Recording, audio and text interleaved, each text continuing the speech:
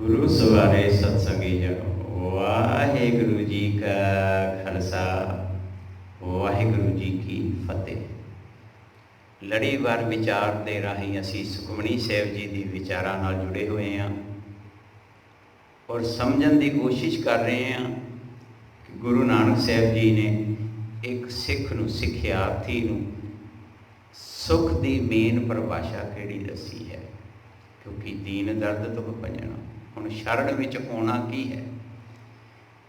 ਸਭ ਤੋਂ ਪਹਿਲਾਂ ਪਰਮਾਤਮਾ ਦੇ ਨਿਯਮਾਂ ਦੀ ਗੱਲ ਹੋਈ, ਸਿਧਾਂਤ ਦੀ ਗੱਲ ਹੋਈ ਔਰ ਦੂਸਰੇ ਸ਼ਲੋਕ ਵਿੱਚ ਵੀ ਸਤਿਗੁਰੂ ਜੀ ਉਹਨਾਂ ਨਿਯਮਾਂ ਦੇ ਤਹਿਤ ਜੀਉਣ ਦੀ ਹਦਾਇਤ ਸਿੱਖ ਨੂੰ ਦੇ ਰਹੇ ਨੇ।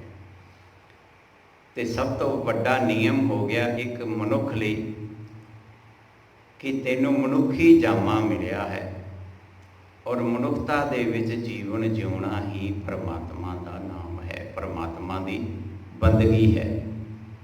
ਜੇ ਇਨਸਾਨ ਪਰਮਾਤਮਾ ਨੂੰ ਬਖਸ਼ੇ ਹੋਏ ਨਿਯਮ ਦੇ ਅਨੁਸਾਰ ਜੀਵਨ ਨੂੰ ਨਹੀਂ ਜਿਉ ਰਿਹਾ ਤੇ ਸਮਝੋ ਕਿ ਉਹ ਪਰਮਾਤਮਾ ਦੇ ਨਿਯਮ ਨੂੰ ਕਹਿ ਲਵੋ ਜਾਂ ਗੁਰੂ ਦੇ ਗਿਆਨ ਨੂੰ ਆਪਣੇ ਜੀਵਨ ਦਾ ਆਧਾਰ ਨਹੀਂ ਬਣਾ ਰਿਹਾ। ਔਰ ਜਿਸ ਚੀਜ਼ ਨੂੰ ਇਨਸਾਨ ਯੂਜ ਨਹੀਂ ਕਰ ਰਿਹਾ ਉਹਦਾ ਲਾਹਾ ਵੀ ਪ੍ਰਾਪਤ ਨਹੀਂ ਹੋ ਸਕਦਾ। ਸੋ ਸਤਿਗੁਰੂ ਜੀ ਨੇ ਵੇਖੋ ਅੱਜ 8ਵੇਂ ਪਦੇ ਦੀ ਵਿਚਾਰ ਕਰਨੀ, ਦੂਸਰੇ ਸ਼ਲੋਕ ਦੀ। ਤੇ ਸਤਿਗੁਰੂ ਜੀ ਸਾਨੂੰ ਅੱਜ ਸਮਝਾਉਣਾ ਕਰਦੇ ਨੇ, ਪਾਰ ਜਾਤ ਇਹ ਹਰਿ ਕੋ ਨਾਮ। ਪਾਰ ਜਾਤ ਇੱਕ ਸਵਰਗ ਦਾ ਬ੍ਰਿਕਸ਼ ਗਿਣਿਆ ਗਿਆ ਤੇ ਸਤਿਗੁਰੂ ਜੀ ਕਹਿੰਦੇ ਤੂੰ ਉਹਨਾਂ ਪਾਰ ਜਾਤਾਂ ਦੇ ਸਵਰਗ ਨਰਕ ਦੇ ਵਿੱਚੋਂ ਬਾਹਰ ਨਿਕਲ। ਇੱਕ ਪੁਜਾਰੀ ਦੀ ਸੋਚ ਹੈ, ਕਾਜੀ ਮੁੱਲਾ ਜੋ ਲਿਖ ਦੀਆ, ਛਾੜ ਚਲੇ ਹਮ ਕਛੂ ਨਾ ਲਿਆ। ਇਹ ਗੁਰੂ ਨਾਨਕ ਦਾ ਉਪਦੇਸ਼। ਕਹਿੰਦੇ ਤੇਰੇ ਵਾਸਤੇ ਪਾਰ ਜਾਤ ਕੀ ਹੈ, ਤੂੰ ਉਹਨਾਂ ਪੁਜਾਰੀ ਦੀ ਸੋਚ ਵਿੱਚ ਉਸ ਸੁੱਖ ਨੂੰ ਪ੍ਰਾਪਤ ਕਰਨਾ ਚਾਹੁੰਦਾ। ਹਰਿ ਕੋ ਨਾਮ, ਪਰਮਾਤਮਾ ਨੇ ਤੈਨੂੰ ਮਨੁੱਖੀ ਜੀਵਨ ਬਖਸ਼ਿਆ ਹੈ ਔਰ ਮਨੁੱਖਤਾ ਵਿੱਚ ਜੀਵਨ ਜਿਉਣਾ ਹੀ ਤੇਰੇ ਵਾਸਤੇ ਪਾਰ ਜਾਤ ਦਾ ਉਹ ਬ੍ਰਿਕਸ਼ ਹੈ। ਕਾਮ ਧੀਨ ਹਰਿ ਹਰਿ ਗੁਣ ਗਾਮ। ਹੁਣ ਹਰੀ ਦੇ ਗੁਣ ਵੇਖੋ, ਦੂਸਰੀ ਪੰਕਤੀ ਵਿੱਚ ਨਾਲ ਹੀ ਕਲੀਅਰ ਕਰ ਦਿੱਤਾ ਹੈ। ਤੇ ਕਾਮ ਧੇਨ ਕੀ ਸੀ? ਪੁਜਾਰੀ ਕਹਿੰਦਾ ਸੀ ਵੀ ਕਾਮ ਧੇਨ ਇੱਕ ਗਊ ਹੈ ਜਿਹਦੇ ਕੋਲ ਜੋ ਮੰਗੋ ਮਿਲ ਜਾਂਦਾ। ਤੇ ਅੱਜ ਇਨਸਾਨ ਵੀ ਉਹੀ ਕੰਮ ਕਰ ਰਿਹਾ। ਹਰ ਸਿੱਖ ਹੁੰਦਿਆਂ ਹੋਇਆਂ ਗੁਰੂ ਨਾਨਕ ਦੇ ਗਿਆਨ ਨੂੰ ਨਾ ਸਮਝਣ ਕਰਕੇ ਅੱਜ ਇਨਸਾਨ ਵੀ ਉਸੇ ਕਾਮ ਧੇਨ ਗਾਉਂ ਦਾ ਗੁਲਾਮ ਹੈ ਤੇ ਪਾਰ ਜਾਤ ਬ੍ਰਿਕਸ਼ ਦਾ ਗੁਲਾਮ ਹੋਇਆ। ਉਹਨਾਂ ਸੁੱਖਾਂ ਨੂੰ ਤੇ ਉਹਨਾਂ ਮੰਗਾਂ ਨੂੰ ਅੱਗੇ ਰੱਖ ਕੇ ਗੁਰੂ ਕੋਲ ਆਉਂਦਾ। ਗੁਰਦੁਆਰੇ ਆਉਣ ਦਾ ਵੀ ਇੱਕੋ ਹੀ ਭਾਵ ਬਣਾ ਲਿਆ ਸੀ ਕਿ ਆਹ ਚੀਜ਼ ਮੰਗਣੀ, ਉਹ ਚੀਜ਼ ਮੰਗਣੀ ਹੈ। ਤੇ ਸਤਿਗੁਰੂ ਜੀ ਨੇ ਵੇਖੋ ਨਾਲ ਹੀ ਕਹਤੇ ਬਿਲਕੁਲ ਕਲੀਅਰ ਕਰ ਦਿੱਤਾ ਕਿ ਸਭ ਤੇ ਉੱਤਮ ਪਰਮਾਤਮਾ ਦੀ ਕਥਾ ਕੀ ਹੈ, ਪਰਮਾਤਮਾ ਦੀ ਸਮਝ। ਪਰਮਾਤਮਾ ਦੀ ਸਮਝ ਕੀ ਹੈ ਕਿ ਮੈਨੂੰ ਪਰਮਾਤਮਾ ਨੇ ਮਨੁੱਖੀ ਜੀਵਨ ਦਿੱਤਾ ਹੈ। ਇਹ ਅਸੀਂ 2 ਸ਼ਲੋਕਾਂ ਦੇ 16 ਪਦਿਆਂ ਦੇ ਵਿੱਚ ਸਮਝ ਕੇ ਆ ਚੁੱਕੇ ਹਾਂ। ਜੇ ਸ਼ਰਨ ਹੋਣਾ ਹੈ ਪਰਮਾਤਮਾ ਦੀ ਤੇ ਨਾਮ ਸੁਨਤ ਦਰਦ ਦੁਖ ਲਥਾ। ਵੇਖੋ ਹੁਣ ਵੇਖੋ ਗੁਣਾਂ ਨੂੰ ਗਾਉਣਾ ਹੋ ਗਿਆ, ਭਾਵ ਉਹਨਾਂ ਗੁਣਾਂ ਦੇ ਨਾਲ ਜੀਵਨ ਜਿਉਣਾ। ਤੇ ਸਭ ਤੋਂ ਸ੍ਰੇਸ਼ਟ ਹੈ ਪਰਮਾਤਮਾ ਨੂੰ ਸਮਝ। ਪਰਮਾਤਮਾ ਦੀ ਕਥਾ ਕੀ ਹੈ? ਪਰਮਾਤਮਾ ਦੀ ਸਮਝ।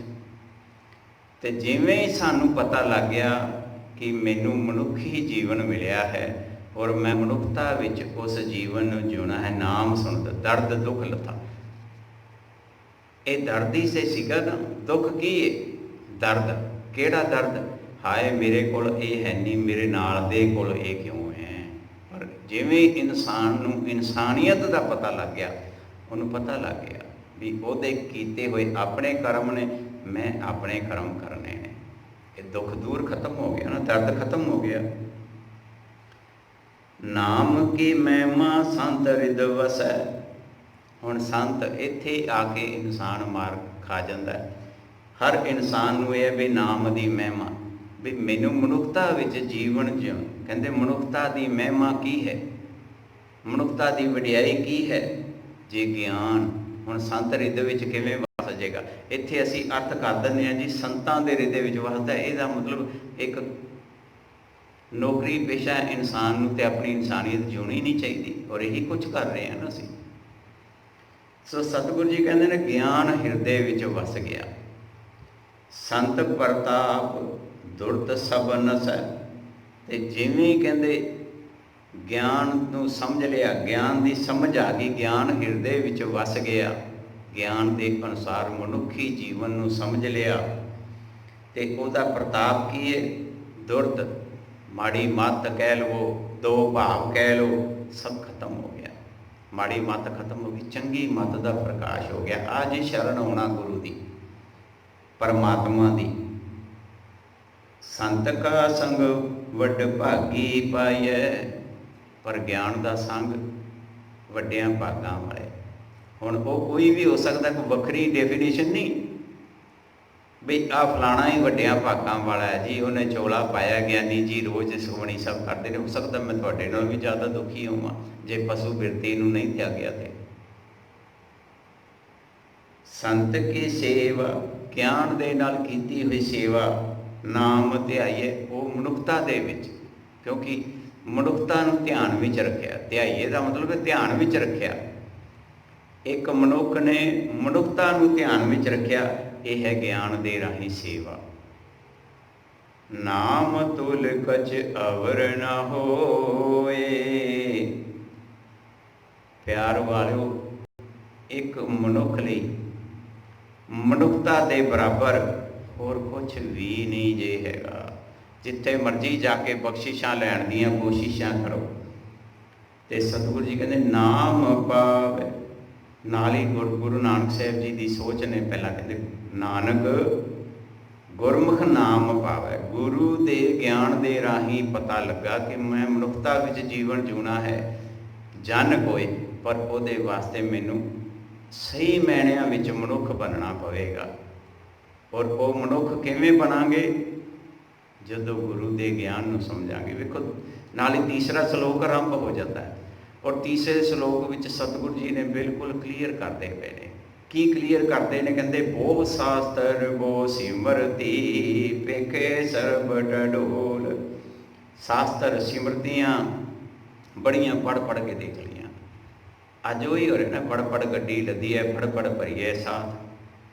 ਆਸਾ ਦੀ ਵਾਰ ਵਿੱਚ ਬਿਲਕੁਲ ਇਹਨਾਂ ਚੀਜ਼ਾਂ ਦਾ ਖੰਡਨ ਕੀਤਾ ਹੋਇਆ। ਪਿਆਰ ਵਾਲਿਓ, ਸਹੀ ਮਾਇਨਿਆਂ ਵਿੱਚ ਪੜ੍ਹ ਕੇ ਉਸ ਗਿਆਨ ਨੂੰ ਆਪਣੇ ਜੀਵਨ ਦਾ ਆਧਾਰ ਬਣਾਉਣਾ ਹੀ ਮਨੁੱਖਤਾ ਦੀ ਸਮਝ ਮਿਲ ਜਾਂਦੀ ਹੈ। ਤੇ ਸਤਿਗੁਰੂ ਜੀ ਕਹਿੰਦੇ ਪੂਜਸ ਨਾਹੀ ਹਰ ਹਰੇ। ਅਸੀਂ ਪਰਮਾਤਮਾ ਨੂੰ ਪੂਜੀ ਜਾਂਦੇ ਹਾਂ, ਪਰ ਸਤਿਗੁਰੂ ਜੀ ਕਹਿੰਦੇ ਨੇ ਉਹ ਪਰਮਾਤਮਾ ਪੂਜਣ ਦੇ ਨਹੀਂ। ਨਾਨਕ ਸਾਹਿਬ ਜੀ ਦੀ ਸੋਚ ਹੈ ਨਾ, ਨਾਮ ਅਮੋਲ। ਅਮੋਲ, ਕੋਈ ਮੁੱਲ ਨਹੀਂ ਉਹਨਾਂ ਗੁਣਾਂ ਦਾ। ਔਰ ਅਸੀਂ ਪੂਜ ਕੇ ਪੈਸੇ ਦੇ ਰਾਹੀਂ ਪ੍ਰਾਪਤ ਕਰਨਾ ਚਾਹੁੰਦੇ ਹਾਂ। ਅੱਜ ਹਰ ਇਨਸਾਨ ਦੀ ਇਹ ਆਪਣੇ ਆਪ ਨੂੰ ਕਹਿਣ ਵਾਲਾ ਸਿੱਖ ਵੀ ਪੈਸੇ ਦੇ ਨਾਲ ਪਰਮਾਤਮਾ ਦੀ ਬਖਸ਼ਿਸ਼ ਨੂੰ ਖਰੀਦਣਾ ਚਾਹੁੰਦਾ ਹੈ। ਪਰ ਸਤਿਗੁਰੂ ਜੀ ਨੇ ਬਿਲਕੁਲ ਕਲੀਅਰ ਕਰ ਦਿੱਤਾ ਤੀਸਰੇ ਸ਼ਲੋਕ ਦੇ ਵਿੱਚ ਕਿ ਉਸ ਪਰਮਾਤਮਾ ਦਾ ਨਾਮ ਅਮੋਲ ਹੈ। ਕੋਈ ਮੁੱਲ ਨਹੀਂ ਲਾਇਆ ਜਾ ਸਕਦਾ ਉਸ ਦੇ ਗੁਣਾਂ ਦਾ। ਇਨਸਾਨੀਅਤ ਨੂੰ ਕੋਈ ਤੋਲ ਨਹੀਂ ਸਕਦਾ। ਪਿਆਰ ਵਾਲਿਓ, ਜਿਹੜਾ ਇਨਸਾਨ ਹੈ ਉਹ ਆਪਣੀ ਇਨਸਾਨੀਅਤ ਨੂੰ ਨਹੀਂ ਵੇਚ ਸਕਦਾ। ਵੇਚੇਗਾ ਕੌਣ? ਜਿਹੜਾ ਪਸ਼ੂ ਬਿਰਤੀ ਵਿੱਚ ਜਾਏਗਾ ਕਿ ਮੇਰਾ ਭਲਾ ਹੋ ਰਿਹਾ, ਮੈਨੂੰ ਪੈਸੇ ਮਿਲ ਰਹੇ ਨੇ, ਉਹ ਆਪਣੀ ਇਨਸਾਨੀਅਤ ਖਤਮ ਕਰ ਦਿੰਦਾ। ਪਸ਼ੂ ਬਿਰਤੀ ਹੈ ਨਾ, ਫਿਰ ਪਸ਼ੂ ਬਿਰਤੀ ਵਿੱਚ ਜੀਵਨ ਜਿਉ ਰਿਹਾ। ਸੋ ਸਤਿਗੁਰੂ ਜੀ ਨੇ ਵੇਖੋ ਇੱਥੇ ਬਿਲਕੁਲ ਕਲੀਅਰ ਕਰ ਦਿੱਤਾ ਕਿ ਸਿੱਖਾ,